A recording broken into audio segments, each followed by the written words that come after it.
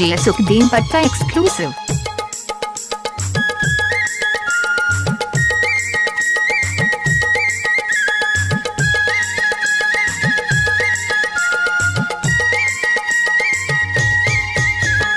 बोतल के दारू ला जब पियो जब नशा लागे मैं तो जब पियो जब नशा लागे हाली में देवे की उधारी माँ देवे दो हाली में देवे की उधारी माँ देवे दो बोतल के दारू ला जब पियो जब नशा लागे मैं तो जब पियो जब नशा लागे हाली में देवे की उधारी माँ देवे दो हाली में देवे की उधारी माँ देवे दो।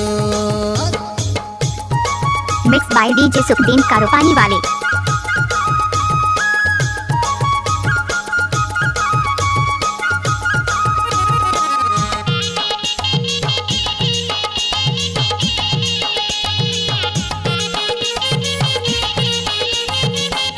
DJ Sukhdeen. बोतल के दारू ला के पैसा में देवे दे गोरी काली पैसा लेवे दे गोरी काली पैसा लेवे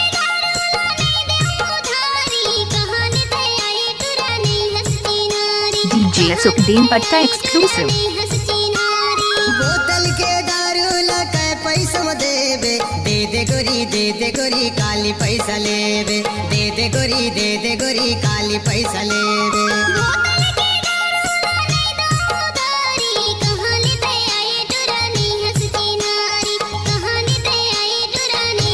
नहीं देवे का नहीं जानस नहीं जाना। Mixed by DJ Sukhdeen Karopani Wale. कहीं कहीं मोहल्ला मिल जाही दारू तोरे माथे नहीं आ जाने सुनना एक पौआ लेबे की दुई पौआ लेबे तै तो दुई पौआ लेबे तै तो दुई पौआ लेबे मन भर के पी ले फिर बैठ मजा ले ले दो मन भर के पी ले फिर बैठ मजा ले ले दो। Mixed by DJ Sukhdeen Karopani Wale.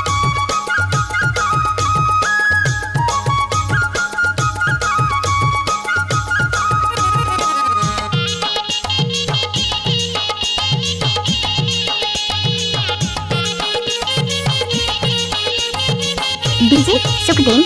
बोतल के दारू मन भर के पीने राजा पीने गाते धीरे धीरे पीने राजा पीने गाते धीरे धीरे बोतल के दारू ला मन भर के दे गोरी तै धीरे धीरे दे गोरी तै धीरे धीरे बोतल के दारू मन भर के पीने राजा पीने गाते धीरे धीरे पीने राजा पीने गाते धीरे धीरे Mixed by DJ Sukhdeen Karopani Wale.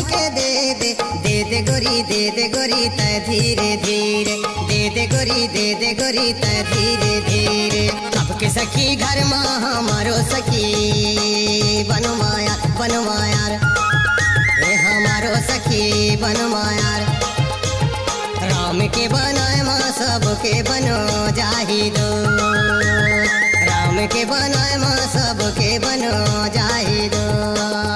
DJ Sukhdeen.